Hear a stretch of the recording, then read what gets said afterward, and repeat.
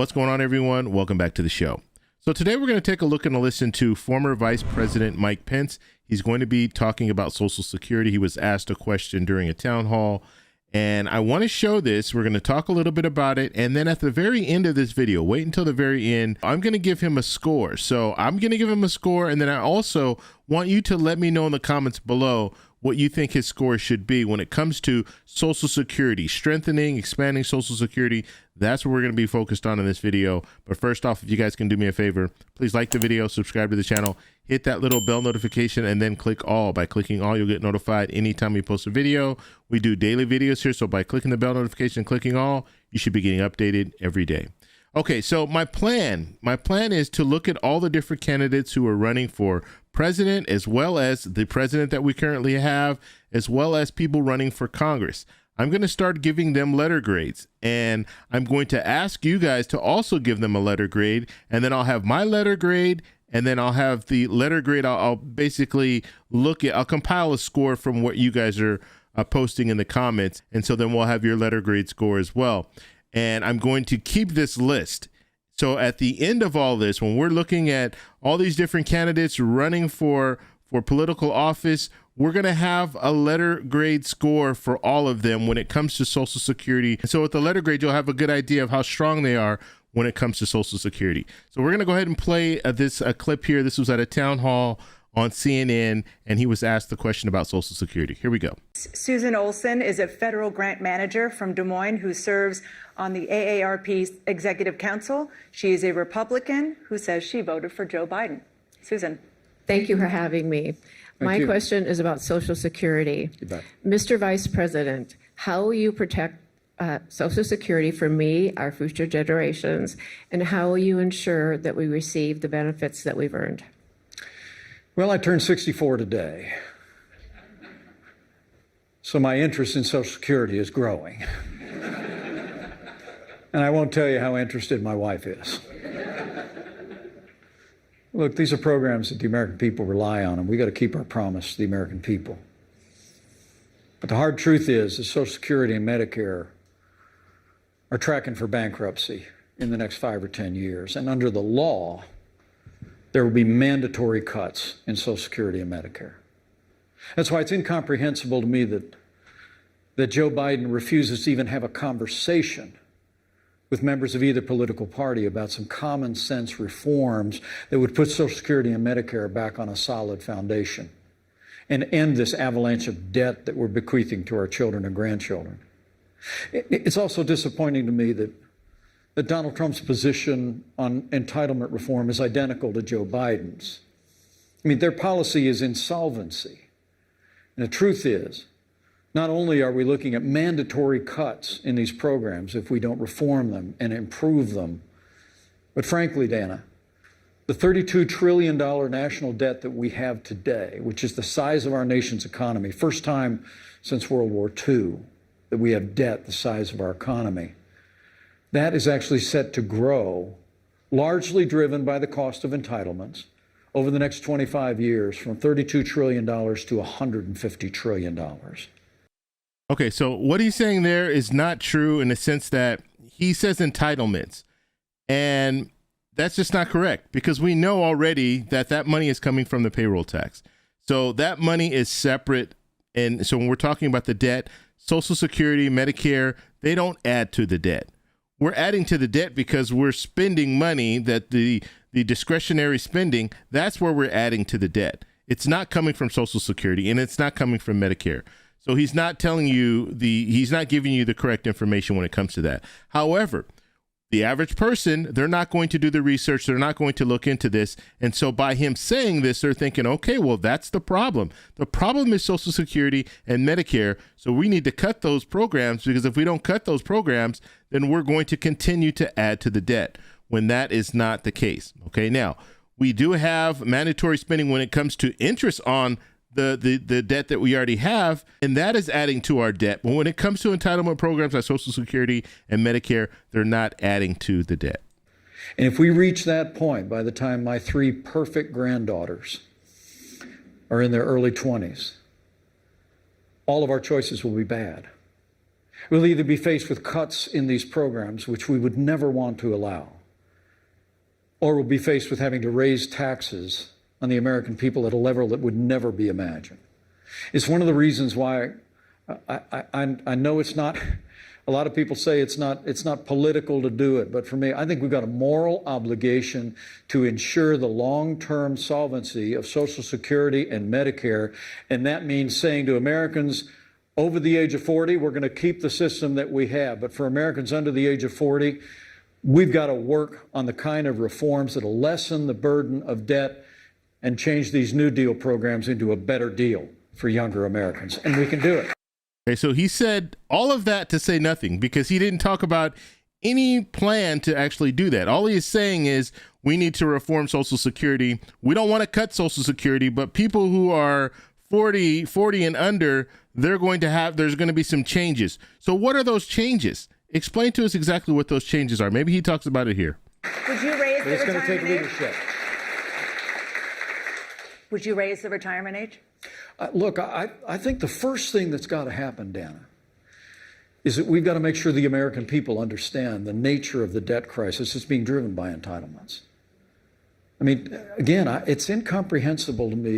I mean, he keeps going back to, and I know I keep interrupting, but this stuff really irritates me when I hear politicians just not being honest. He keeps going back to the debt. So this entitlement programs, they're the problem. That's what we need to cut. I mean, and then he's saying in one sentence, we don't need to cut those programs, but they're the problem. That's what's adding to our debt, when that's not correct. That's not the truth. That the first 80-year-old president in American history refuses to even talk about retirement systems and health care for seniors that are headed for bankruptcy and could literally bankrupt the country. Well, as you said, Republicans are also saying a lot of them off the table. I must tell you, I think it was right to leave it off the table for the debt ceiling deal, okay? But in the long term, I agree with you. I stipulate to your point. There's far too many Republicans, including my former running mate, that are also saying we leave this off the table. I think every time the American people have been given the truth about a challenge our nation is facing, and then given common sense and compassionate reforms, which would include reforming the systems. It could be a change in the age of eligibility, but it also could include letting younger Americans invest a portion of their payroll taxes in a mutual fund like the TSP program that 10 million federal employees are in today. We could literally give them a higher return on investment in exchange for changing the benefit structure that they would receive under Social Security and staving off that massive debt. But it takes leadership. You've got to engage the American people. And I think let me say this. I believe that democracy depends on heavy doses of civility. And I think we've got to produce leadership at the national level that has the ability to take on these kind of large problems, but has generated an environment of civility and respect for people across the political spectrum that allows us to get to the table and figure it out.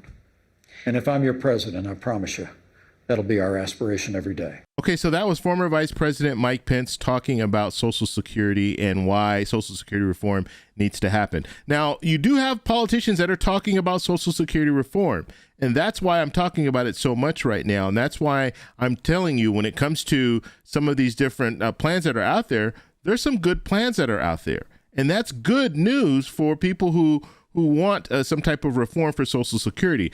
But there are also plans that are out there that are not good. Okay, and this is a bad plan that he's talking about. He didn't even really get into details, but at the very end, he was talking about the privatized Social Security, which we already know won't work. And I've done videos in the past where I've talked about this, and I've shown you guys when it comes to, if you're going to say, okay, people who are 40 or under, we're going to let you take some of your Social Security, so the payroll tax that you're paying in, we're going to divert some of that money into a private index fund or what have you, however they want to do it. You're taking money out of the Social Security program as a whole. So if you're taking that money out of the Social Security program, it's going to be hard to fund Social Security benefits for the people who are currently receiving benefits. So you can't do that. You can't just take out, unless you tax those people at a higher rate. So that payroll tax, they're going to have to pay more in their payroll tax and then take that little bit and invest that. That's the only way that you can do it without interrupting the people who are currently receiving Social Security benefits. You don't want any interruption when it comes to that. And then plus we have to look at the trust fund. So because we know the trust funds are running out of money, you're going to have to pull in more revenue. You're going to have to raise the full retirement age. You're going to have to do something. And he didn't get into details about any of that stuff. And so I just think the fact that he's out there saying, oh, the problem is that politicians don't want to talk about it. And he spent that whole time really not talking about Social Security, not talking about how to fix Social Security. He just kind of went around in a circle just talking about, well, President Biden doesn't want to talk about it.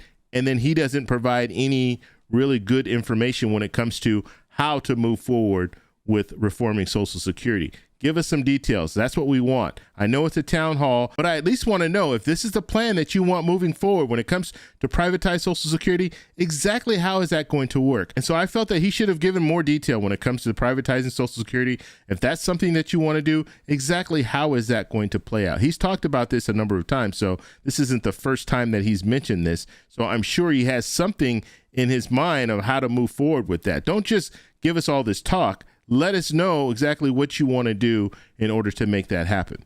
Okay, so now we're going to go ahead. I'm going to start doing this for all of the when we do these videos where I show you the politician, if they're running for office, even if they're not running for office, just in the past, how they feel about certain programs. We're talking about Social Security right now.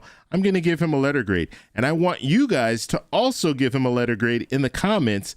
And that way I will have my letter grade above and then your letter grade right below that. And then we'll know. So in the future, we'll be able to kind of revert back to this and say, okay, you know what? Yeah, I remember this politician. They were okay when it comes to Social Security.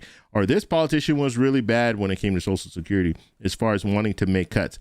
I'm focusing mainly on expansion of Social Security. So strengthening Social Security and expanding Social Security. Those are the things that I think most people are interested in. That's the increase. When you hear politicians talking about there should be an increase for Social Security, that's what we're talking about there.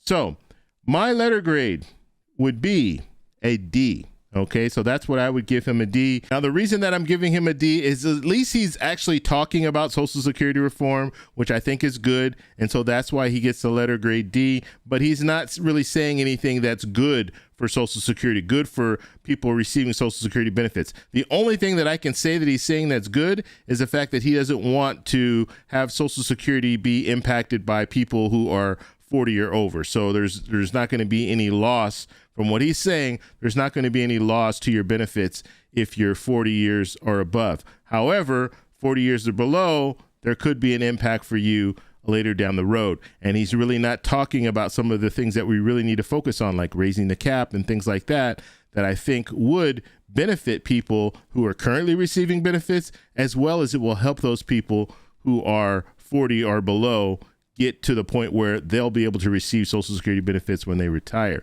I mean, I think if you ask the average person who is 40 years or below, let's just stick to his plan here, not talking about privatizing anything, but if you ask those people who are 40 and below, you say, you know what, we're having a hard time with Social Security right now. We're thinking about raising the payroll tax from 6.2% to 7.2%, raise it 1%.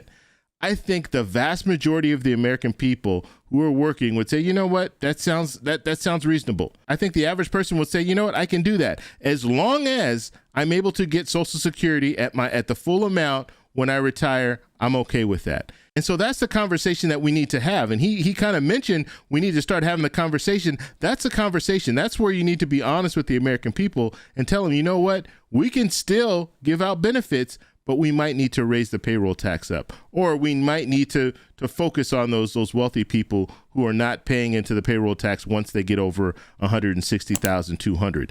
Talk to them and say, hey, look, this needs to happen in order for us to continue to provide Social Security. So I want to know what you guys think about all this, and remember, down below, let me know what you think his grade is, and I'll talk to you guys in the next one. Bye.